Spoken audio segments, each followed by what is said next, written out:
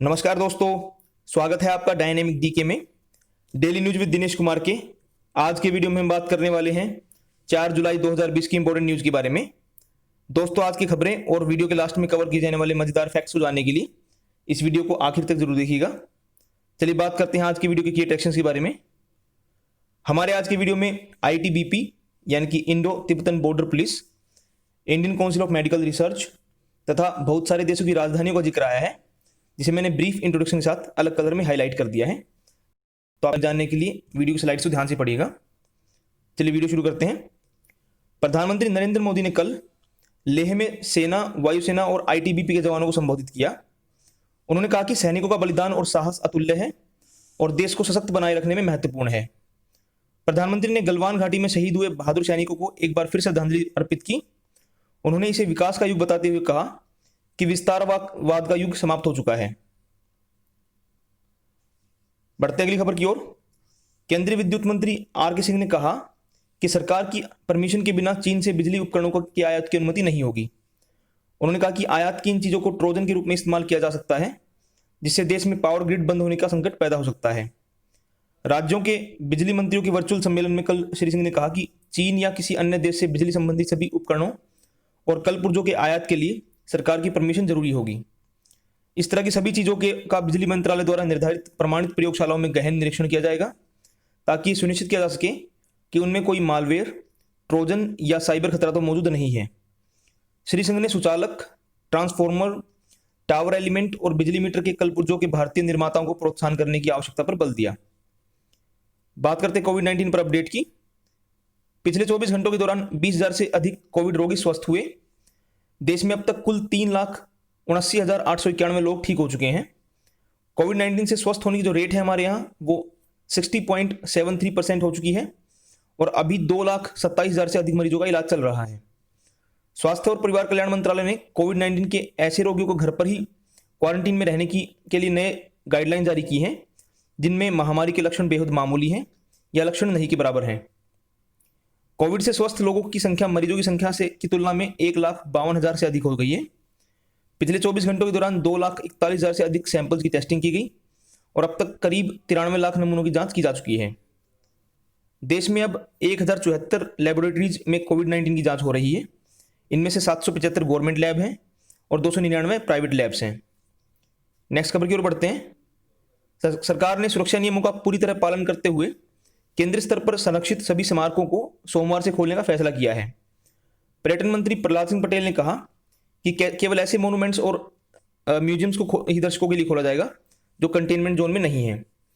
उन्होंने कहा कि केंद्र सरकार द्वारा संरक्षित सभी स्मारकों और पर्यटक स्थलों को स्वास्थ्य मंत्रालय के दिशा निर्देशों के अनुसार स्वच्छता, सुरक्षित दूरी और अन्य नियमों का पालन करना होगा। गौरतलब है कि कोविड-19 महामारी के मद्देनजर ये सभी जो मोन्यूमेंट्स थे, ये सभी बंद कर दिए गए थे। इनमें प्रवेश के टिकट केवल इलेक्ट्रॉनिक माध्यम से जारी किए जाएंगे और अगले आदेश तक टिकट खिड़की पर कोई टिकट नहीं बेचा जाएगा। नेक्स्ट खबर की ओर बढ़ते हैं।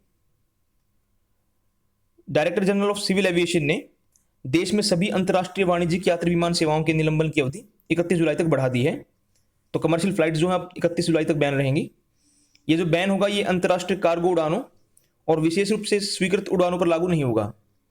महानिदेशालय ने कहा कि सक्षम प्राधिकरण अलग अलग मामलों के आधार पर अंतर्राष्ट्रीय विमानों को चुनिंदा मार्गों पर अनुमति दे सकता है। नेक्स्ट खबर है।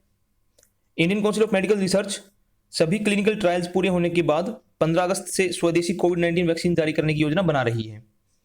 ICMR ने महत्वपूर्ण कोविड-19 वैक्सीन विकसित करने के लिए हैदराबाद की एक company Bharat biotech international limited के साथ भागीदारी की है। भारत बायोटेक ने सुनिश्चित करने को कहा गया है कि ट्रायल के लिए मरीजों के नाम दर्ज करने की प्रक्रिया 7 जुलाई से शुरू कर दी जाए। कोविड-19 से निपटने के लिए भारत द्वारा विकसित किया जाने वाला ये पहला स्वदेशी टीका है और सरकार की शीर्ष प्राथमिकता में शामिल है। इसे टॉप प्रायोरिटी दी गई गवर्नमेंट द्वारा। वैक्सीन जो है वो SARS-CoV-2 स्ट्रेन से लिया गया है, जिसे ICMR national institute of virology Pune द्वारा अलग किया गया है। हाल ही में central drugs standard control organisation ने भारत बायोटेक इंडिया को कोवैक्सीन नामक कोरोना वैक्सीन के लिए मानव परीक्षण की अनुमति दी थी। हमारे 1 जुलाई वाले वीडियो में भी इसको कवर किया गया था। तो ये हमारी पहली एक वैक्सीन है जिसके ऊपर ट्रायल चल रहा है प्रॉपर। बढ़ते अगली खबर की ओर।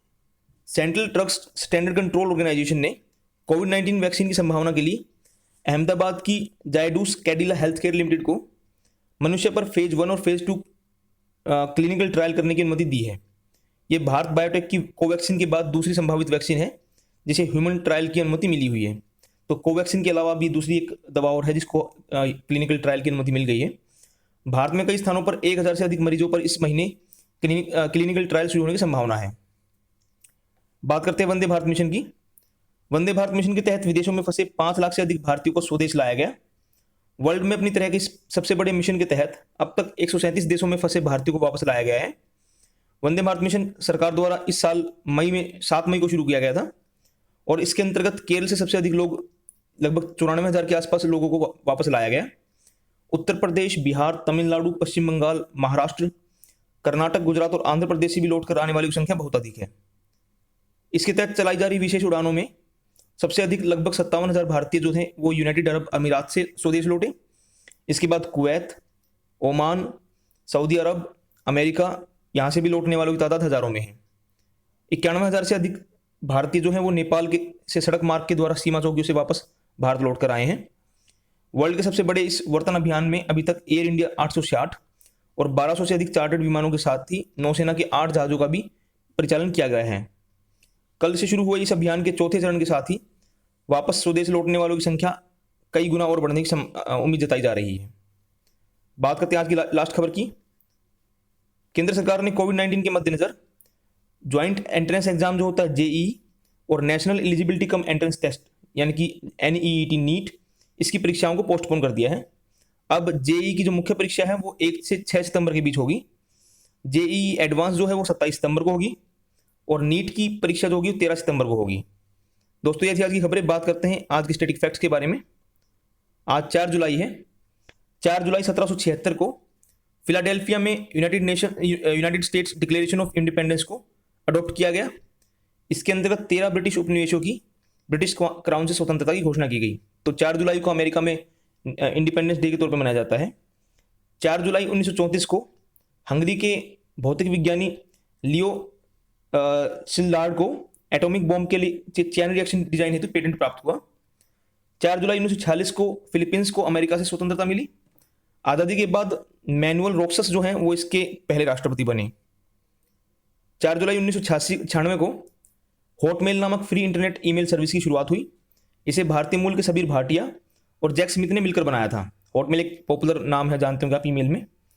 4 जुलाई 2012 को European organisation for nuclear research, जिसे सर्न बोलते हैं, उसके वैज्ञानिकों द्वारा हिग्स बोसोन नामक पार्टिकल की खोज की घोषणा की गई। 4 जुलाई 1898 को 2 बार भारत के कार्यकारी प्रधानमंत्री रहे गुलजारी लाल नंदा का जन्म सियालकोट में हुआ। उसके अलावा 4 जुलाई 1826 को अमेरिका के तीसरे राष्ट्रपति थॉमस जेफरसन की डेथ हुई। 4 जुलाई 1902 को स्वामी विवेकानंद की डेथ 39 साल की आयु में बेलूर मठ में हुई।